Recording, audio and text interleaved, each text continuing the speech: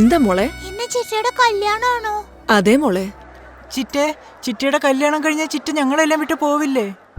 ചിറ്റ ഞങ്ങളെ വിട്ടിട്ട് പോയാ ഞങ്ങളെ കുളിപ്പിച്ച് സ്കൂളിലേക്ക് ആരാ പറഞ്ഞയക്കോ? ഞങ്ങളുടെ കൂടെ കളിക്കാൻ ആരാ ഉള്ളേ? ഞങ്ങൾക്ക് പിന്നെ ആരാ ചോറ് വാരി തരിക? ചിറ്റയില്ലെങ്കിൽ ഞങ്ങൾക്ക് ഒരുപാട് സങ്കടമാവും. അതെ ചിറ്റേ.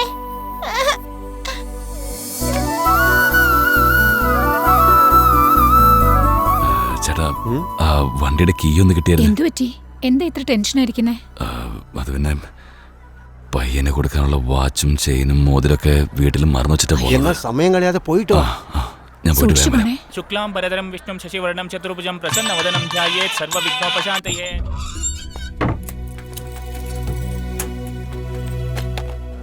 മുഹൂർത്തം വൈകും, പെണ്ണിനെ കൊണ്ടുവരൂ. ആരുടെയെങ്കിലും കണ്ണ് തട്ടു നിൽക്കും.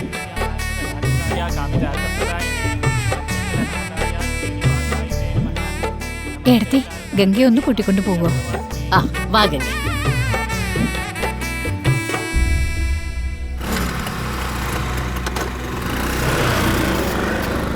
ഹലോ,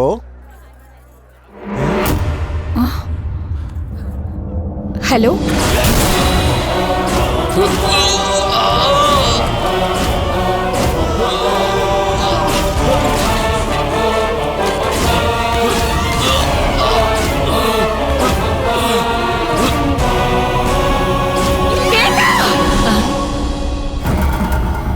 അയ്യോ ചേച്ചി.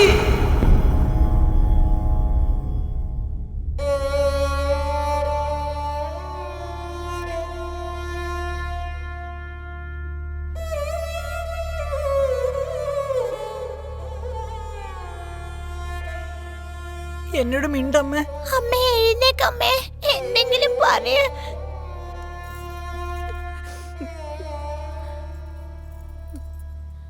ഗംഗേ. നമസ്കാരം. നമസ്കാരം. ഇരിക്കൂ, ഇരുന്നോളൂ. അതൊന്നും സാരല്ല. നിന്റെ ചേട്ടൻ നല്ല മനുഷ്യനാ, അതുകൊണ്ടാണ് ദൈവം അദ്ദേഹത്തെ വേഗം കൂട്ടിക്കൊണ്ടു പോയത്. ഒരു പെൺകുട്ടിക്ക് വിവാഹം നിശ്ചയിച്ചത് നടക്കാതെ പോയാൽ വീണ്ടും ഒരു വിവാഹ ബന്ധം അവൾക്കുണ്ടാവില്ലെന്നാ പറയാറ്. പക്ഷേ നിന്റെ ജീവിതത്തിൽ അങ്ങനെ ഉണ്ടാവരുത്. നീ സമ്മതിച്ചാൽ നിന്നെ ഇപ്പൊ തന്നെ ഞാൻ കല്യാണം കഴിക്കാം. ചേച്ചി എന്നെ ഒരു അമ്മയുടെ സ്ഥാനത്ത് നിന്നാ വളർത്തിയത്. ഈ ചുറ്റുപാടിൽ ഞാൻ ചേച്ചിക്ക് ഒരു അമ്മയായി ഇരിക്കേണ്ടതാണ്.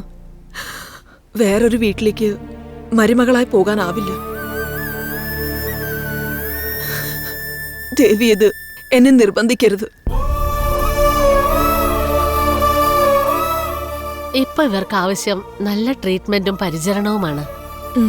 ഇതാ, ഈ മരുന്നും ഗുളികയൊക്കെ വാങ്ങിക്കൊടുക്കണം. എടത്തിയമ്മേ, എന്താ ഇത്? മരണ വീട്ടില് യാത്ര പറയാൻ പാടില്ലെന്നുണ്ട്, അതുകൊണ്ടാ പറയാതെ പോവാന്ന് കരുതിയത്.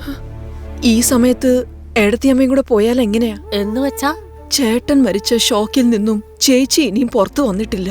ചേച്ചിക്കിപ്പോ വേണ്ടത് പരിപൂർണ ചികിത്സയാണ്. ചേച്ചിക്ക് വേണ്ടതൊക്കെ ചെയ്യാൻ ഞാൻ ഇവിടെ ഉണ്ട്.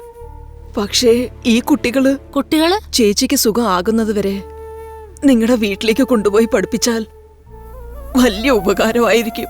കുട്ടികളെ പഠിപ്പിക്കുന്ന കാര്യം പോട്ടെ, അവർക്കൊരു നേരം ചോറ് കൊടുക്കാൻ പോലും എനിക്ക് കഴിവില്ലെന്നേ. അതുകൊണ്ടാ ഞാൻ പോകുന്നത്. എന്റെ തലയെ കെട്ടാൻ നോക്ക. എടത്തിയമ്മേ, ആരാ ഉള്ളത് വീട്ടില്? ആരാ നിങ്ങള്? നിങ്ങളുടെ കല്യാണത്തിന് വേണ്ടി നിങ്ങളുടെ ചേച്ചിയുടെ ഭർത്താവ് ആട്ടോയുടെ ഡോക്യുമെന്റ്സ് എല്ലാം ഞങ്ങളുടെ അടുത്ത് കൊണ്ടുവന്ന് തന്നിട്ട് 2 മാസത്തിനെന്ന് പറഞ്ഞ് 50,000 രൂപ ഞങ്ങളുടെ കയ്യിൽ നിന്ന് വാങ്ങിച്ചോണ്ട് പോയി. നോക്ക്, 2 മാസത്തിനുള്ളിൽ അടച്ചു തീർത്തില്ലെങ്കിൽ നിങ്ങളുടെ ഓട്ടോ ഞങ്ങളുടെ ഷെഡിലിരിക്കും. പറഞ്ഞത് മനസ്സിലായില്ലേ?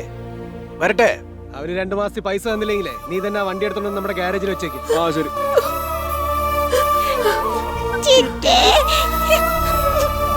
എന്താ ചിറ്റേ, ഞങ്ങളുടെ അച്ഛൻ മരിച്ചുപോയി.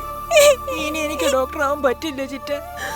എനിക്ക് എഞ്ചിനീയർ ആകാൻ പറ്റില്ലേ? പറഞ്ഞിട്ട് എനിക്ക് ഡോക്ടർ ആവാൻ പറ്റില്ല ചിറ്റ. ഞാൻ എഞ്ചിനീയർ ആകല്ലേ? പറയ് ചിറ്റേ.